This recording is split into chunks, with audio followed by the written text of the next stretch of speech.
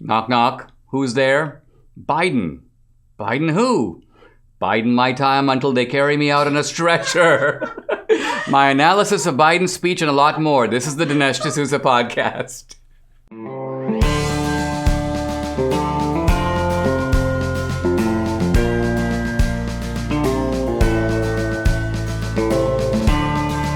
America needs this voice.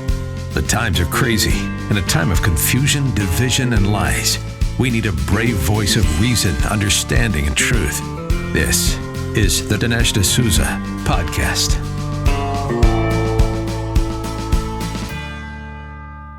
It's always a little bit dangerous to try to analyze a Biden speech.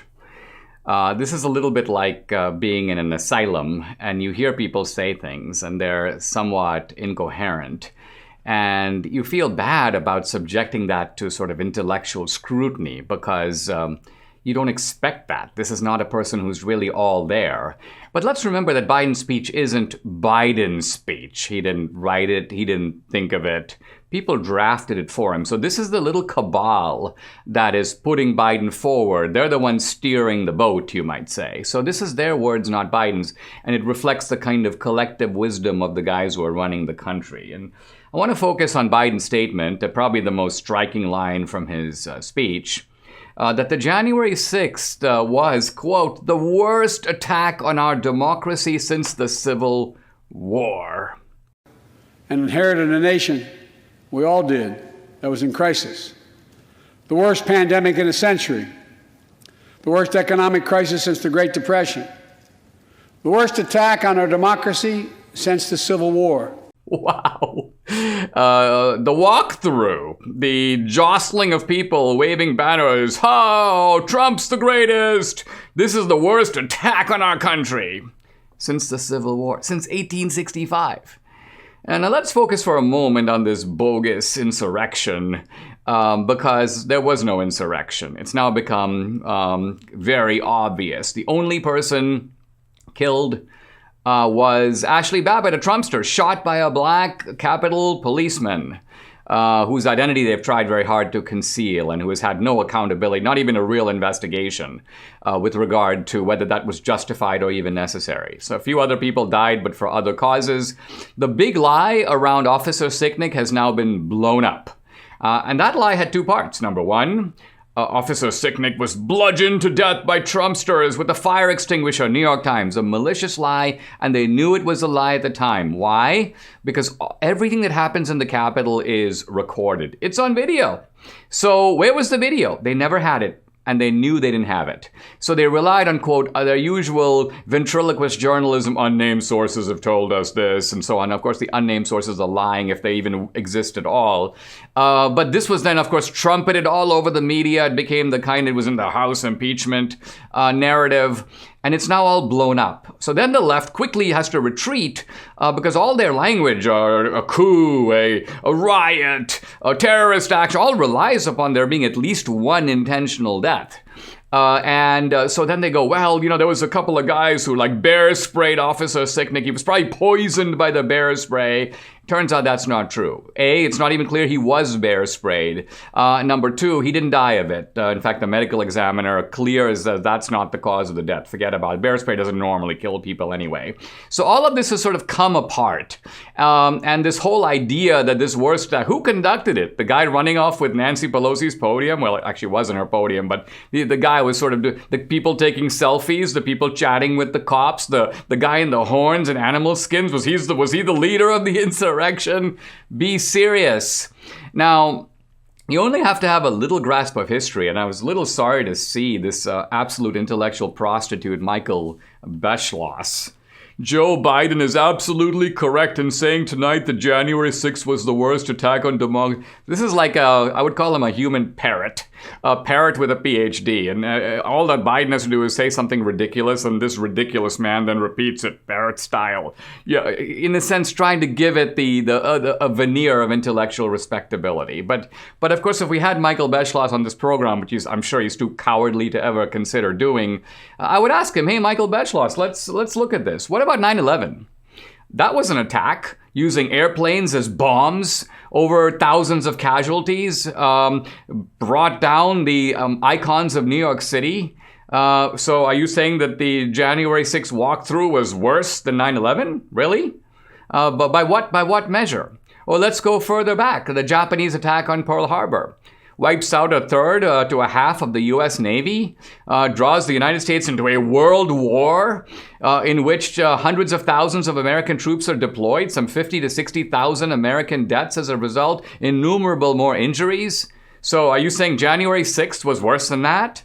For a historian, I mean, it's one thing for Biden. I mean, with Biden, you don't expect any gravitas. You've basically got this sort of figure who's a ghost-like figure who stands up, propped up and, basically speaking. But with all these other people, they should know better.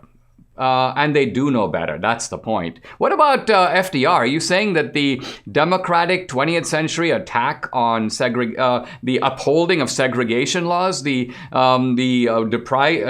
deprivation of voting rights for blacks, FDR's deal with the racist Democrats to block anti-lynching laws, the way in which FDR agreed to exclude blacks from New Deal programs to appease the racist wing of his own party, later on, the way in which racist Democrats blocked in all kinds of ways, the filibuster and other ways, the Civil Rights Act of 1964. Are you saying all that was a lesser attack on democracy than a bunch of people who walk into the Capitol and stay for what, 20 minutes, 30 minutes?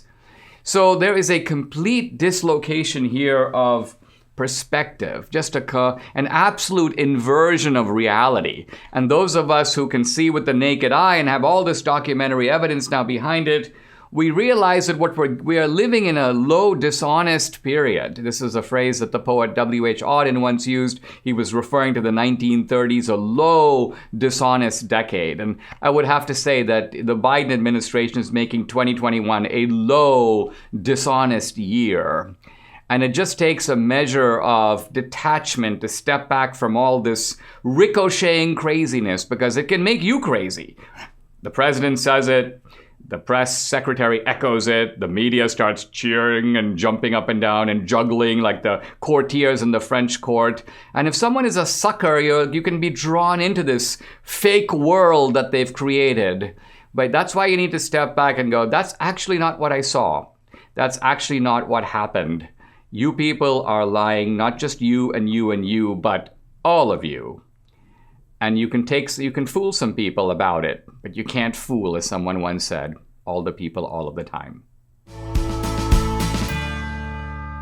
I want to continue my examination of Joe Biden's inane assertion that January 6th was the worst attack on American democracy since the Civil War. Now, I'm not alone. Other conservatives have talked about the insurrection, and they've also talked about other episodes, attempted presidential assassinations or presidential assassinations carried out of JFK, for example, or the attempted assassination of Reagan. There have been all these horrific events between 1865 and now, and so there's been a focus on how Biden got it wrong there. But what no one is focused on is this question. Was the Civil War itself an attack on American democracy? That's sort of taken for granted that it was. And I actually want to look a little more closely to see if that's even true. Is even the reference point true? Now, it seems at first glance that of course the Civil War was an attack on American democracy because one guy, Lincoln, the Republican, won the election, and that's what precipitated the war. So the war was an attack on the outcome of a democratic election. But it's, of course, not that simple, because when Lincoln was elected, the Democratic South did not go to war. What did? They did something first. They seceded. They essentially decided to exit the Union. They didn't do it all at once. It was South Carolina that went first. And then there were 4 or 5 other states that followed, and then there were a few more. And so ultimately you had about 10 states that seceded. But these were states that seceded not because they were, quote, against democracy. Now, they did think that Lincoln's election was going to tip the balance of power against them. And they must have thought that that tipping of the balance would get even worse over time. So this was part of their motive for secession. But I also think it's fair to say that the Democratic South believed that it had every right to secede.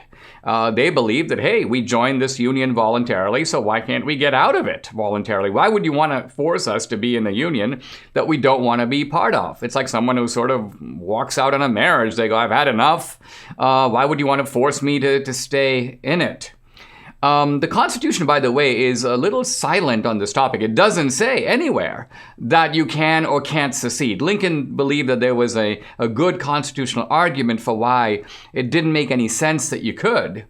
But that's an argument for which there's the possibility of counter-arguments. Now, why did the Democratic South want to secede? They wanted to create their own society. Did they want to repudiate democracy? Well, not really. They wanted to create a special type of democracy. I would call it a racial democracy. A democracy for whites in which blacks would be excluded. Now, there's a lot of debate about the Civil War. People go, well, that wasn't really what the Civil War is about, Dinesh. It's not about racial subordination or slavery. It's really about tariffs and it's about a bunch of other things. No, it's not. After the war, these ex post facto rationalizations all came into play. And I'm not saying that there weren't multiple factors, as there are with any important event. But there is a core reason that the Democratic South wanted to secede, and that reason was given by the Vice President of the Confederacy, Alexander Stephens, in an important speech now known to historians as the Cornerstone Speech, delivered March 21, 1861. So right at the beginning of the war, Stephens says, why are we fighting? He's talking to his fellow Southerners, so he's obviously telling why this is happening. And I want to just quote a few lines because here is what the Civil War was all about. Here's Stephens. Our new government, the Confederacy, is founded upon exactly the opposite idea. Opposite to what? Opposite to the idea that all men are created equal. Its foundations are laid, its cornerstone rests upon the great truth that the Negro is not equal to the white man, that slavery, subordination to the superior race is his natural and normal condition. This, our government, is the first in the history of the world based upon this great physical and moral truth. So there you have it. That's basically what the Democrats wanted to do in the South. That's the kind of society they wanted to set up. So in a weird way, we hear these days so much about institutional racism and systematic racism. You want systematic racism? Here it is. This is what the Democratic South wanted to do, create a systematically racist society. But the important truth of American history is that they didn't get to do it. Why? Because Lincoln and the Republicans stopped them. So whenever you hear people say, America did this, America owes a great debt, America should pay. No, the Democratic South, the people who did it, they should pay. Because some Americans did these things, but other Americans successfully thwarted their efforts. And that's why systematic racism, far from being a reality of our time, is in fact merely an option that was conceived by Democrats in the South, attempted through the Civil War, but ultimately ended up in ruins and the surrender at Appomattox. I love the MyPillow pillows, but so does Debbie, and so I thought I would bring the Debbie on to give you her direct scoop on this stuff. Honey, when I started sleeping on Mike's pillows, I began to sleep through the night because, I'm going through menopause and all that change and all that, right? You said the word. Oh, yeah. No, I literally tried a bunch of pillows, different things. Nothing worked until I got Mike's pillow. And I got the right kind of pillow. He has different types. I'm a stomach sleeper, so I got that pillow. And I call him Magic Mike. Well, and Debbie also has the body pillow. And the cool thing about all these pillows is they won't go flat, as you know. You can wash and dry them as often as you want, and they maintain their shape. They're made in the USA. So for a limited time, Mike Lindell is offering his premium MyPillows for his lowest price ever. You can get a queen-size premium MyPillow for $29.98. Now, these are normally $69.98. That's a $40 savings, and the king pillow is only $5 more. All the MyPillow products come with a 10-year warranty and a 60-day money-back guarantee. So go to MyPillow.com and use promo code Dinesh. You'll get deep discounts on all the products, the Giza Dream bed sheets, the MyPillow mattress topper, and MyPillow towel sets. Call 800-876-0227 or go to MyPillow.com. Don't forget to use promo code Dinesh. Is Nick Fuentes the new Rosa Parks? This may seem like a preposterous thing to say. I don't know if you know who Nick Fuentes is. He's this smart alecky kid, probably in his mid-20s. You see him on social media a lot. He's a smarmy fellow, kind of self-important. And he is a performance artist. He likes to sort of be outrageous. He is a white nationalist of a sort. He has said some very cruel and insensitive things. At one point, I saw a video of him, and he was literally making fun. He was talking about putting cookies in ovens, but he started talking about putting 6 million cookies in 6 million ovens, and it was sort of creepily evocative of the Holocaust. And so this is a guy who is out to cause trouble, at least cause trouble by saying things that set people off. And then he sits back and snickers about it. And so I don't find him to be a particularly pleasant or attractive character at all. He apparently has a kind of young people's following because they think he's sort of this cool cat who, operates without any bounds. But this is not a guy who's trying to contribute to any sort of debate. But nevertheless, something very remarkable happened to him. He was going to a conference. I'm now going to just read his tweet. I'm on my way to a press conference to discuss how I've been banned from nearly all social media and tech services. And then I find out I can't even get there because I've been put on a no-fly list. And then he concludes America is not a free country. And I have to say that I think that this is shocking. At first I was like, is this really true? I saw someone saying on social media, he hasn't been put on a no-fly list. He was apparently rude to some stewardess, and so one airline has decided that they don't want to carry Nick Fuentes. But it's not that, because when he tried to board his Southwest flight, and he has a video of this, so I know it's true, the Southwest person says, listen, it's not up to us. You have to go talk to TSA. TSA has put you on this no-fly list. Now, interestingly, Nick Fuentes has not been convicted of any crime. So here's an American citizen who, without any sort of due process, just because they think he is, quote, a hater, he's an extremist, and those, of course, are highly subjective definitions, he's being deprived of the right to fly. So where does this really go? Where does this kind of thing end? And does it stop with Nick Fuentes? I mean, next they'll say, oh, Dinesh, well, you're an extremist. Your podcast says all kinds of things that really challenge the status quo. So because you're an extremist, you can't travel by airplane. Debbie, your wife, can't. She has a concealed a CHL, a license to carry. She can't carry because she's married to an extremist. So this kind of thing, I think, is very dangerous. Now, Nick Fuentes is, of course, sort of playing this up.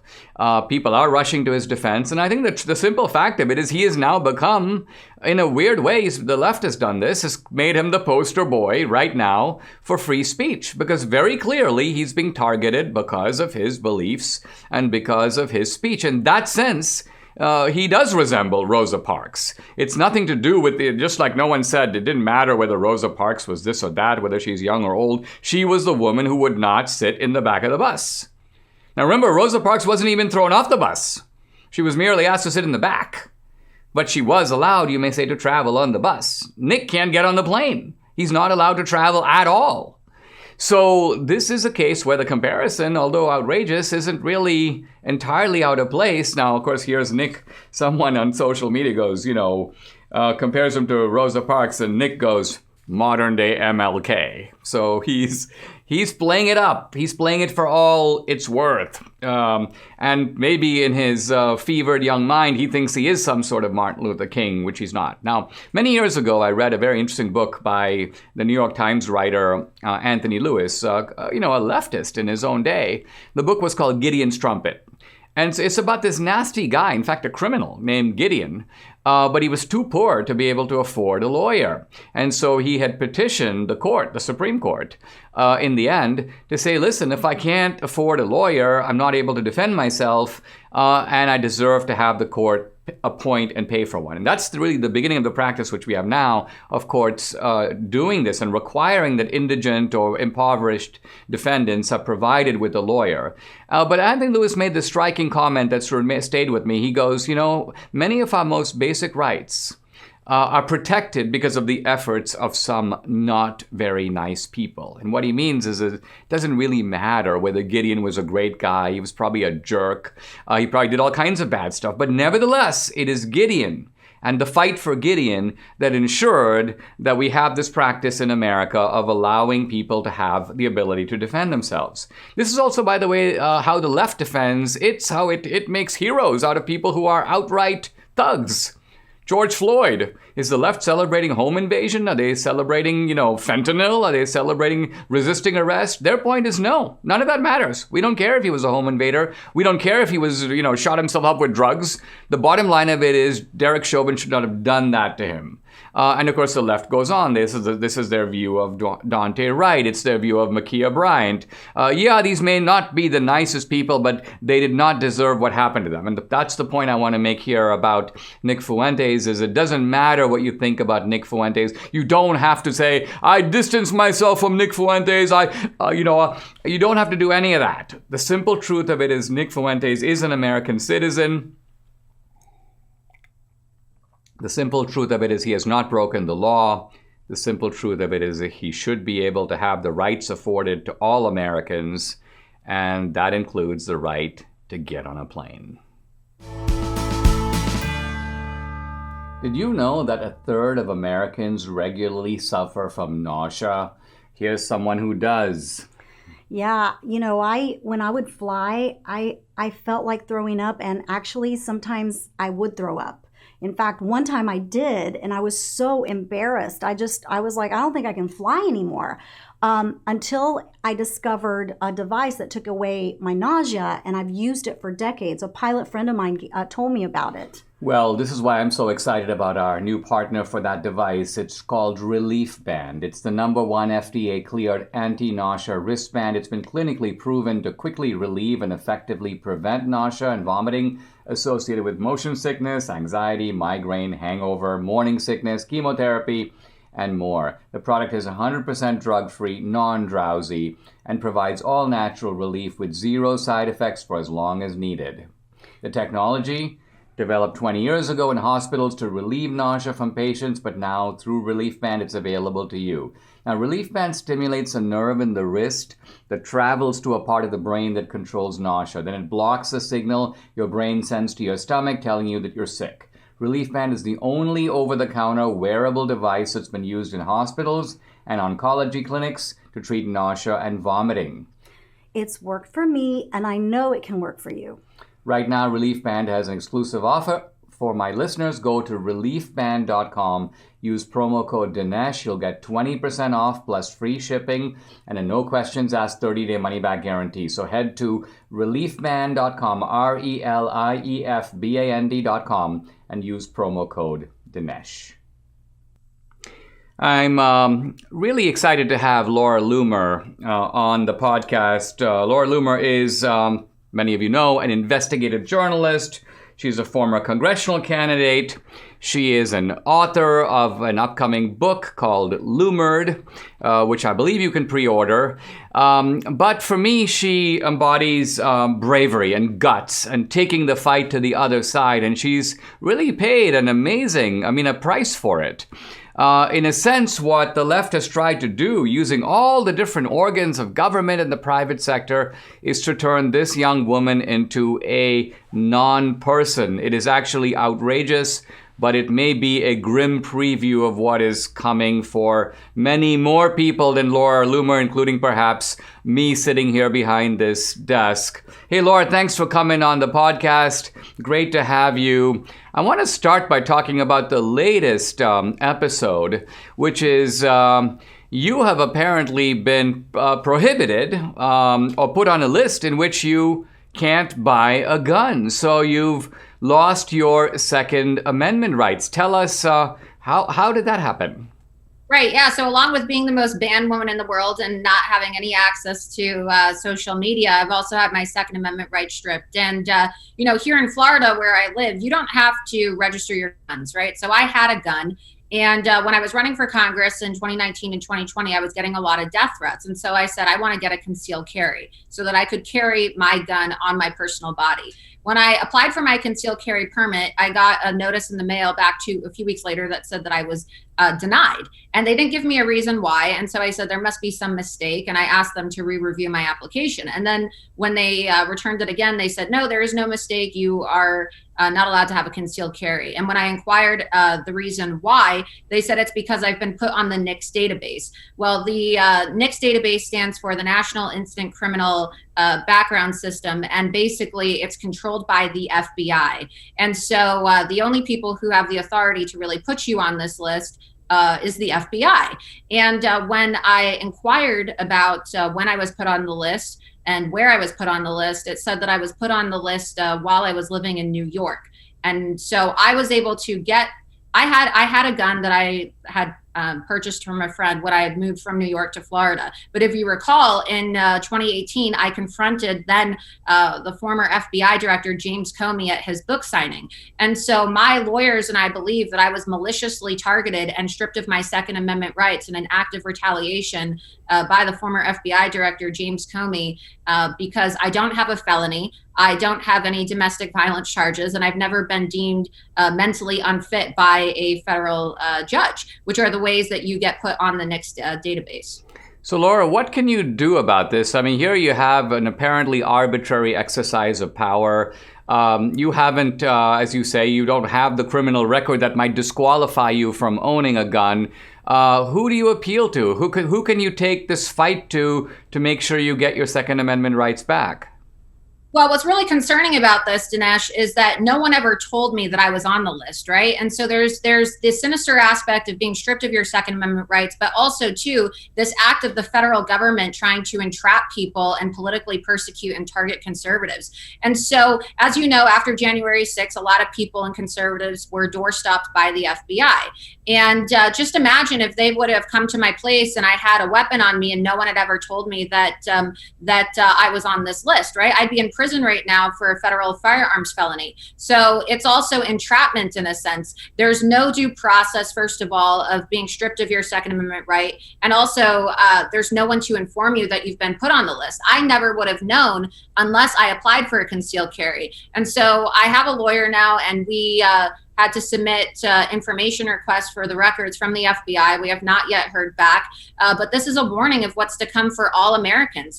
We've seen now that the Harris-Biden administration, as I like to refer to it, they are trying to implement hate speech laws, and they've been very aggressive in talking about using executive orders and executive actions to strip Americans of their Second Amendment right. And people are being put on no-fly lists. And I believe what is happening to me is the next step in cancel culture for conservative Americans. And so it's costly, and your average person cannot afford to pay $20,000 in legal fees to get their Second Amendment rights back. Did you have to sort of get rid of the gun you had? Because obviously suddenly you're in danger that they might find it on you and go after you for it, right? That's what was really scary about it, is that no one ever told me that I was on the list. And so I had a gun. And so I had to immediately get rid of it. Otherwise, I would be, in violation, and I could be serving up to four years in prison. And look, as somebody who, served time in prison yourself, you were a victim of political persecution. You were a political prisoner. They targeted you, and what they did to you, they're trying to do to me, and they're trying to do to the millions other Trump supporters who are trying to fight against election fraud and cancel culture. And so I have a lot of respect for you, because you are one of the only conservatives who has really been brave enough to stand up for people regardless of what they've said. And you really have fought for the principle of free speech. And so I just want to thank you for that, because you've been loyal to me. I appreciate that. Hey, Laura, I just want to go through the way in which they have banned you. They've banned you on Twitter, on Facebook, on Instagram. And that's bad enough. But You say they've also banned your ability to do business on PayPal and Venmo and GoFundMe. You say that Chase Bank shut down your online banking, which, by the way, happened to me recently. I talked about it on this podcast. You also say that Comcast has blocked your congressional campaign from sending out texts and emails to voters. And you said you're banned on Uber and Lyft. So does this mean if you order Uber Eats, you can't get a sandwich delivered to your apartment? Yeah, I can't even order food delivery. And so when people talk about censorship, it's not just as surface level as saying, oh, I can't tweet, I can't post on Facebook.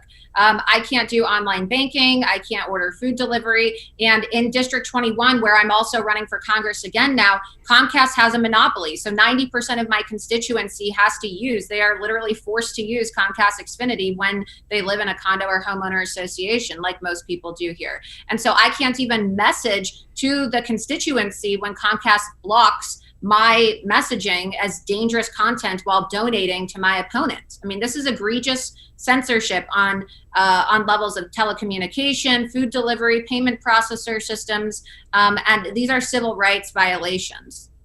Now, what you must be, from the point of view of the left, an extremely dangerous person for them to go to such lengths against you. What do you think is it about you? Is it the fact that you have been sort of, you may say, on the journalistic warpath against radical Islam? If you had to point to a single sort of ideological offense, what is the worst thing that you've done that you think have set these people off to such a degree? I mean, you've got lots of people, for example, I'm a good example, and I've been out there and so on, but I have my, I by and large I can travel on Uber. I don't have this extensive network of banning. So I ask myself, what is your intellectual crime that you think has made you such a target? Why are you the most banned woman in the world? Well, I speak truth, and also too with my Loomering and my investigative journalism, I have shown that I'm not afraid, and so I've taken on some of these untouchables. Whether it's Hillary Clinton and I put a camera in the faces of the political elites, James Comey, Hillary Clinton. I asked them the questions that the media refused to ask them. Right? I put illegal aliens on Nancy Pelosi's lawn when she was refusing to allow the funding for the wall. But yes, you're right. You're not allowed to talk about Islam in this country, it seems. And as the journalist who broke the story about Ilhan Omar, marrying her brother and being the first to confront her about it, that really set them off. And when you look at the destruction of American values and the uprooting of Western civilization and the defiling of our constitutional values, it's really this unholy alliance between the communists and the jihadis, right? Otherwise known as the Red-Green Alliance. And that is something that the radical left wants to keep the total kibosh on, right? And if you talk about that, that is the quickest way to get banned. The quickest way to get banned and shut down is to raise awareness about the Islamification of Western civilization. Hey guys, you need to support this young woman. She's very brave. Her website is loomer.com.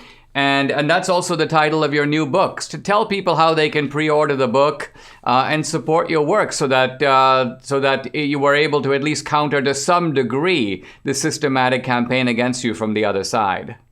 Thanks. I have a book coming out in October. It's called Loomered, How I Became the Most Banned Woman in the World. And it really describes how we got to this point, what happened to me, and how it can happen to you as well, and what I predict is going to happen with regards to cancel culture. And it's available for pre-order right now online at Barnes & Noble, Walmart. Laughably, it's also available online for pre-order at Amazon until they decide to probably eventually ban my book as well. So we'll see, but I'm really looking forward to the book coming out. And I talk about you extensively in my book because you and your daughter were there for me the day that I famously handcuffed myself to Twitter to raise awareness about the attack on conservatives. And so I'll forever be grateful to you and your family for your loyalty, Dinesh. Really appreciate that, Laura. Hey, thanks for coming on the program. We'll have you back on. Thanks for coming on. People want to support my congressional campaign too, they can go to loomer2022.com. I'm running for Congress in Florida's 21st congressional district, which is home to President Donald Trump. Awesome. Thanks, Laura. Debbie and I just had a very interesting discussion with Dr. Douglas Howard, who founded the company called Balance of Nature. What a remarkable guy. I mean, he really convinced us that we're not eating enough fruits and veggies, even though sometimes we think we do, but we really don't. Well, there's an easy way to eat the stuff you don't like. You don't have to do that. It's the balance of nature solution. Can you imagine how you would feel if you were eating 10 servings of fruits and veggies every single day? Debbie started first, and now I'm kind of doing it too. We take these 6 daily capsules and we're set. We get all the vital nutrients sourced from 31 fruits and veggies every day. Debbie also, well, you swear by the... No, the fiber and spice powder, I have never been, okay, this is too much information, but I've never been more regular. Join us and experience the balance of nature difference for yourself. For a limited time, all new preferred customers get an additional 35% discount and free shipping on your first Balance of Nature order. Use discount code AMERICA. Call 800-246-8751 or go to balanceofnature.com and use discount code AMERICA. Who will fact check the fact checkers? Well, I will. And this is more than an enterprise of showing that the fact checkers are mistaken. It's partly a decoding of what these fact checkers do. And what these fact checkers do is conflate the distinction between fact and argument. Now, arguments depend on facts. But very often what you can do is, in the name of, quote, correcting a fact, essentially present your side of the argument. It's an argument masquerading as a fact check. Recently, Ted Cruz posted the following statement. He said, you didn't see Republicans when we had control of the Senate try to rig the game. He was talking about packing the court, and Cruz went on to say that the Democrats are trying to pack the court. We could have tried to pack the court, Republicans could, because we had both houses of Congress and the presidency, but we didn't. So this is a manifestly factual statement by Ted Cruz, which is to say, did Republicans try to pack the court when they could? Nope.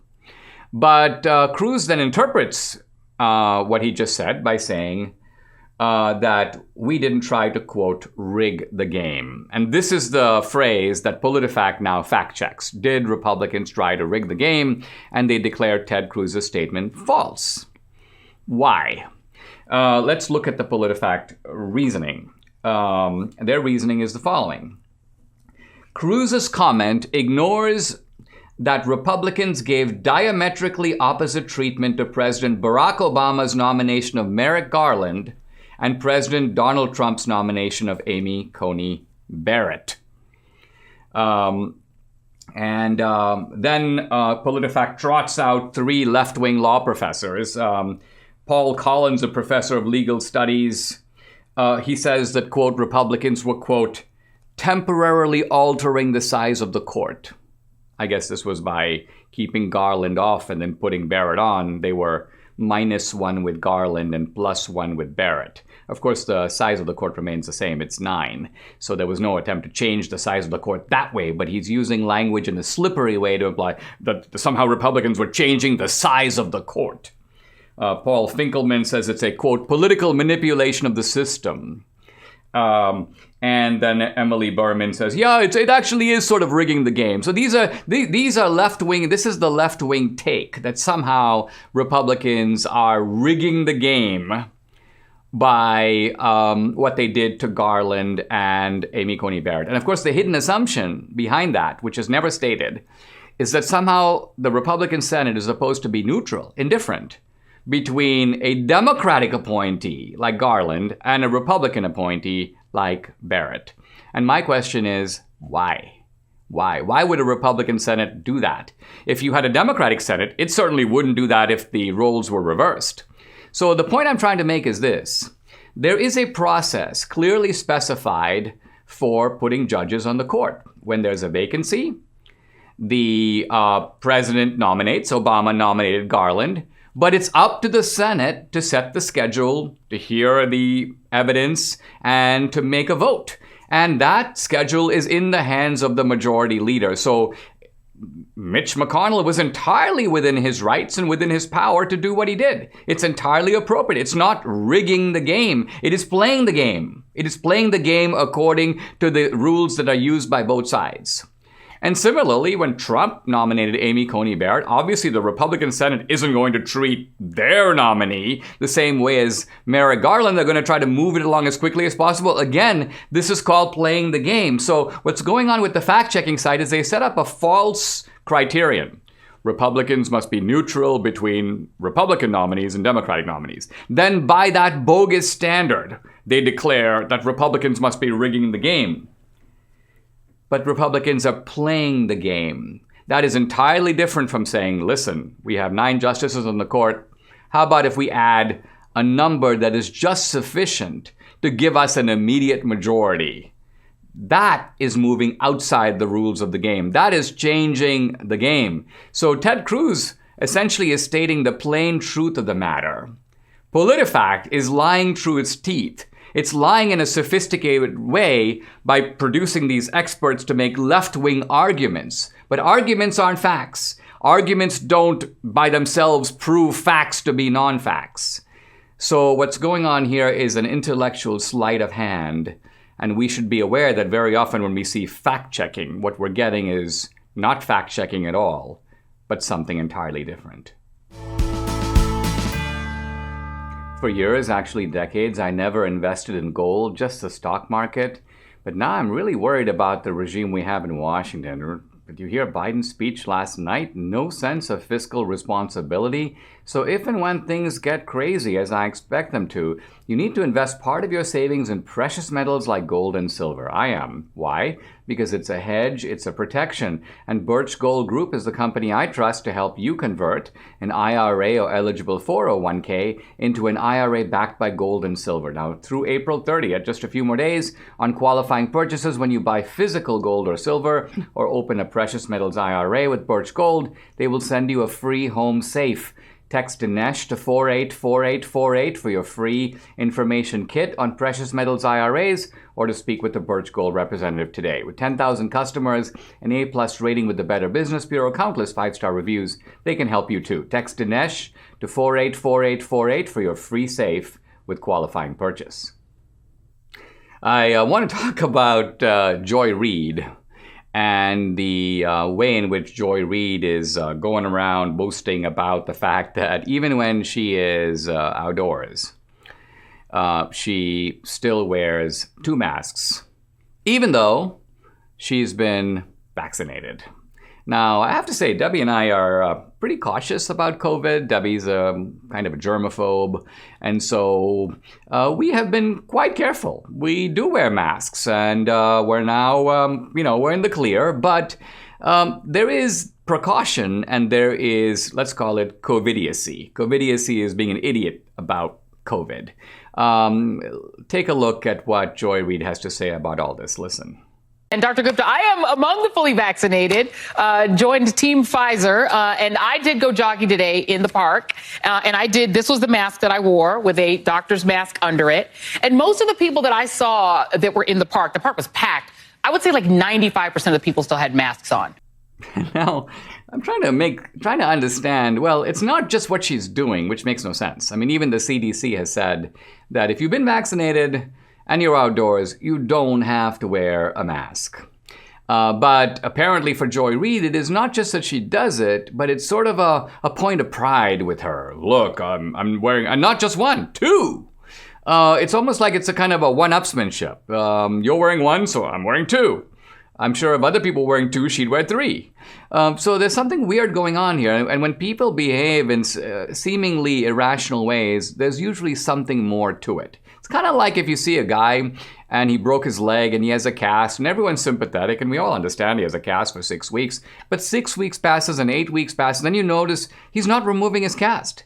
Everywhere he goes, check out my cast. I still got my cast. I'm not going to take my cast off. And you think, why on earth would the guy want to keep wearing his cast? Is it that, well, maybe he doesn't want to go back to work? Maybe he's extremely lazy and his mom wants him to get back on the treadmill. He doesn't feel like doing, oh, my cast. So there's a hidden motive that, and his I'm wearing my cast is a masquerade of virtue that is slyly trying to conceal what the person doesn't want to do. So I say to myself, what's going on with Joy Reid? And she's not alone. There are many people like her. They're like, I'm wearing my mask. I'm in my car. I'm wearing my mask. And I'm like, why are you doing that? I mean, it's sort of like, why do people wear masks who don't have to wear masks? Well, one answer, I guess, is that they're extremely ugly. Ugly people will love masking. Everyone's masked. No one's going to be like, oh my God, I got to cross the road. It's not going to happen if you have a mask. That's why ugly people love masquerade balls, because, you get to put on a mask. You're a cat or you're like Batman, and you don't get the normal, revulsion that you'd get otherwise. So is that what's going on here?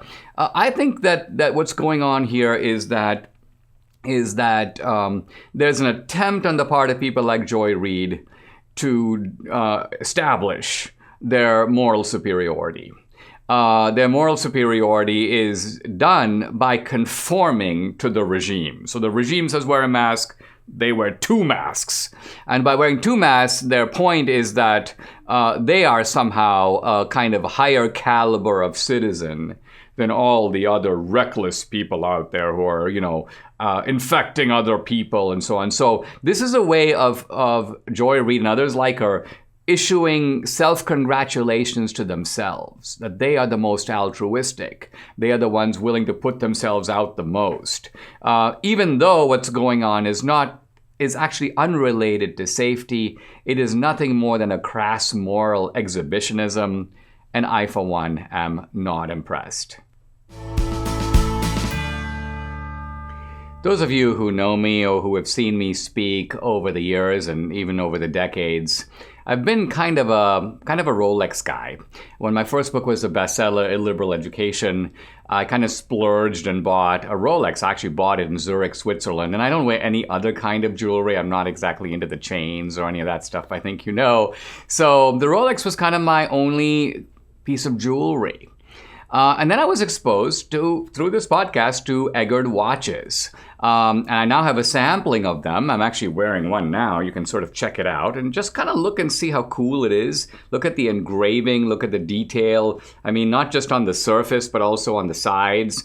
And so I now find that when I go out to dinner, go out to someplace nice, I look at my Rolex, which I've had now since 1992, and then I look at my Edgard, I'm like, which one should I wear? And I think about it, I kind of laugh because the Rolexes, I bought it for like $3,500, but it's now worth like $10,000. I have a $10,000 Rolex, and I've got these Edgard watches, and they're beautiful, but they're much, much cheaper. They look expensive, but they're not. So that alone tells me that these Edgard watches are amazing. My brother, by the way, who watches this podcast is like, where can I get my watch? So check out the entire Edgard collection. As a friend of the program, Elon has given us this wonderful discount, 15% to share with you. You just have to use promo code Dinesh at the checkout. So go to edgardwatches.com. That's EGARD watches.com. I like to talk in this podcast about politics. That's the main focus. But I also talk about Christian apologetics, occasionally about science, frequently about history. I'm also interested in anthropology, a lot of stuff. But an important part, I think, of a rich intellectual life is literature and the window that literature opens on the world. I want to do a segment about why we should read the French writer Marcel Proust. And I'm sort of inspired to do this segment by a book I came across, really a fun book that's fun reading. I'm going to show it to you. It's called How Proust Can Change Your Life. It's by the French writer Alain de Botton. And, these Frenchmen like to hang together. So when I first saw the book, I'm like, well, obviously he thinks we should all read Proust because he's French, Proust is French, one kind of croissant eater recommending another. And the reason this is a challenge, normally I wouldn't even raise the question, but Proust is widely known to be the most boring writer and the most long-winded writer of all time, certainly in Western civilization, and certainly in the Western canon among the classics. In fact, a professor of mine used to have a phrase. It was called, I'd rather be reading Proust. And so you could say to him something, invite him to do something, and if it was unbelievably boring, he'd go, I'd rather be reading Proust. And it was kind of a joke. So it's kind of like today you might say to him something like, did you watch the Academy Awards? He's like, I'd rather be reading Proust. Or did you listen to Joe Biden's speech? I'd rather be reading Proust. Meaning, it's kind of like saying I'd rather watch paint dry. And Proust is a bit like that. His brother, Robert, basically said that the only people who can read Proust are people who are either sick in bed and have nothing else to do, or he goes, the best time to read Proust is when you have a limb encased in plaster. In other words, if you have a cast on your leg and you're bored. But this isn't just his envious brother or something. The first publisher who looked at his book, this was his book on remembrance of things past, Proust's great classic. Alfred Humblot from the publishing house Ollendorff. He says he only got to 30 pages. And he says basically what happened in the 30 pages is, quote, a man is describing how he tosses and turns in bed before falling asleep. 30 pages for that.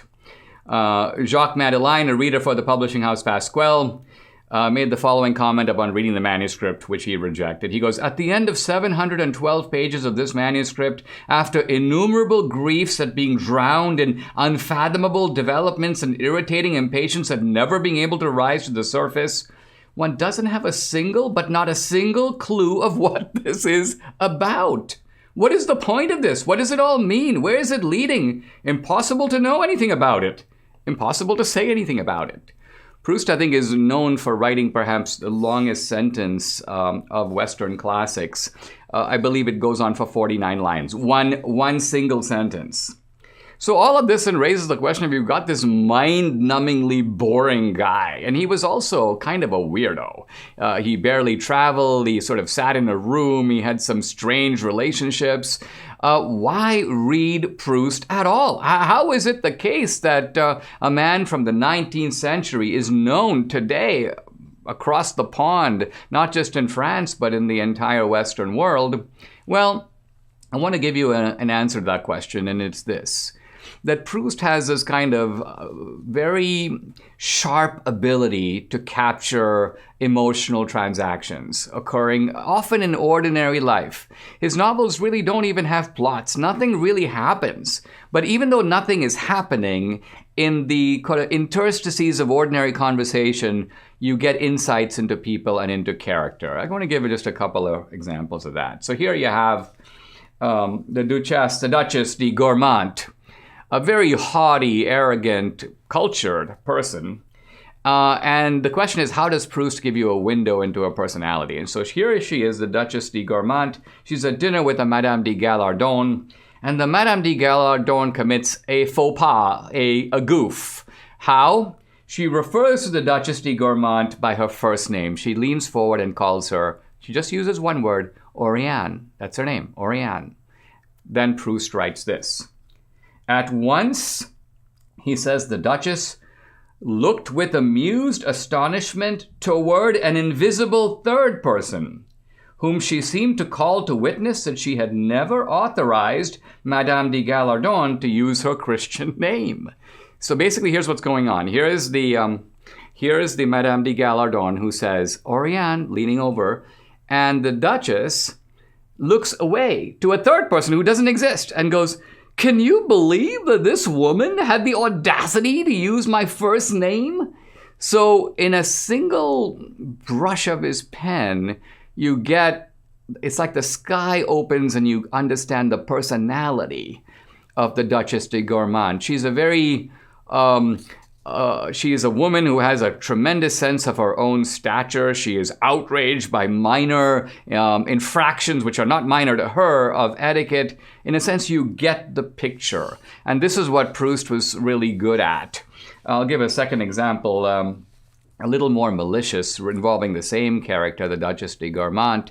So she apparently had a very loveless, unhappy marriage. Her husband, who was some sort of a count, was having all kinds of affairs. He was a cold, insensitive man. So she had no marriage to speak of, and it made her, of course, very lonely and very angry. Well, the Duchess de Gourmont had a kind of manservant And this poor guy had the good fortune of meeting a woman who worked as a servant in another great household. But because these are servants, they're obliged to their masters and mistresses, it's very difficult for these two people to even get together to spend any time with each other. And so they have to kind of work around schedules and find, well, I can meet you at so-and-so time. So apparently the servant, a man named Poulain, makes an appointment to meet the girl he's interested in at a certain time. Now, we come to a dinner party in which the Duchess de Gourmont is entertaining her guests, and one of her guests says that he has shot a bunch of pheasants, and he wants to bring pheasants to the Duchess de Gourmont so she can taste these marvelous pheasants that he has shot. And the Duchess de Gourmont goes, "Oh, that would be wonderful. This is a great favor that you're doing for me, but I cannot put you to the additional trouble of bringing the pheasants to me. I will send my servant Poulain to come get them." And at this point, says Proust, all the people in the dinner party were very impressed at the Duchess de Gourmont's sense of etiquette, the fact that she didn't want two favors from this man. Favor number one, the pheasants. Favor number two, he's going to come and drop them off. So she was willing to accept one favor, but she was willing to go have her man pick up the pheasants by himself. Now, this is the punchline. Proust observes almost slyly that this was not, in fact, the Duchess de Gourmont's real motive.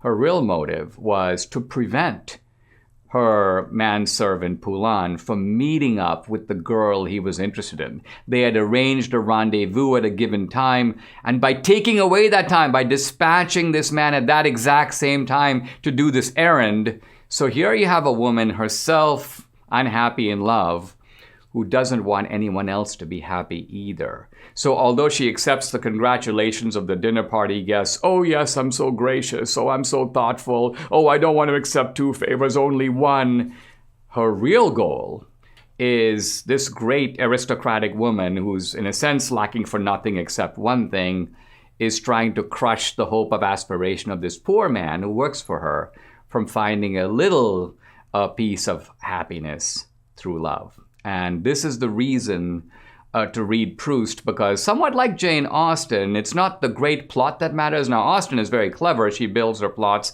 around important events.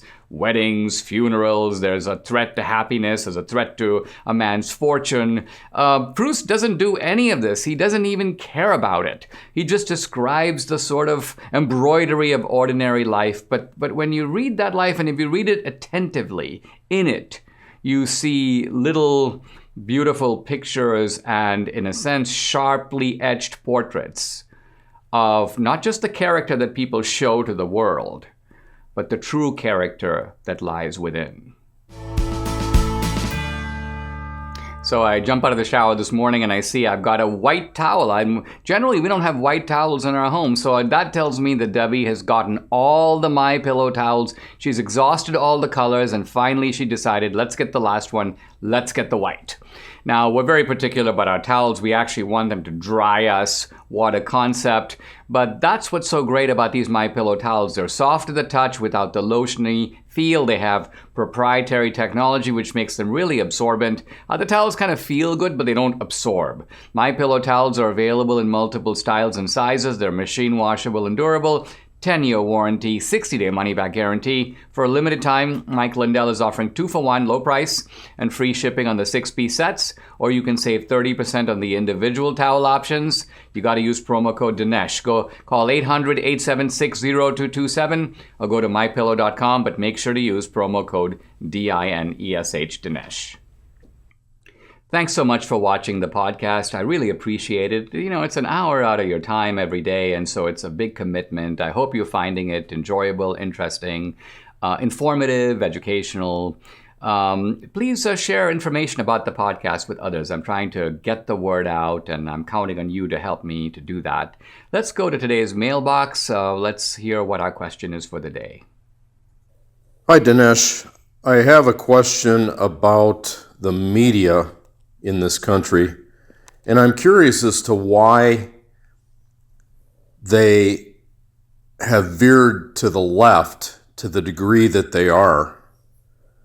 They're almost a propaganda arm of of the left and the Democrats, to the point where even Biden and all the mistakes that he's made in 2 months has nothing to fear.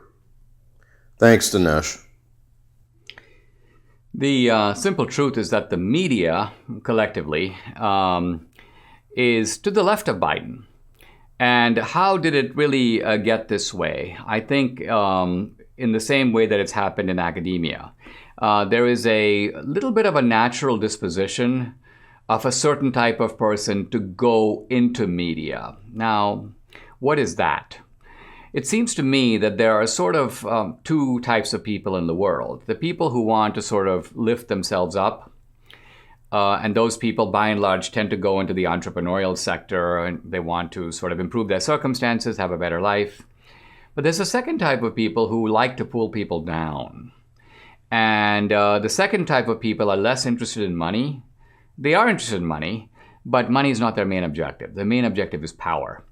And the power that they like most, and this is the defining characteristic of the media, is the power to disgrace, to inflict pain, to humiliate. And so they go into the media because they get to exercise that kind of power. In the post-Watergate era, we went into the phase of advocacy journalism, but even then it was constrained by this need or this public presentation of being fair-minded, being objective, at least hearing both sides. And now we've seen a move into complete ideological propagandizing, same in academia. The balancing effect that was caused by older generations of liberals who did believe in things like free speech and open debate, and we got to hear from the other side, those people have sort of phased out, they've retired, and so now you've got leftists, hardened leftists, who only hire people like themselves. And so they've created, they see the media as a battering ram. And a battering ram against whom? Well, against us. That is their mission. Biden, of course, has nothing to fear. The stupider he sounds, the smarter they will try to make him out to be. There's no resemblance between anything Biden does. And the media is completely untrustworthy. These people are fundamentally dishonest. I've gotten to know many of them over the years. Their personal lives are thoroughly corrupt. Deceit is their name of the game.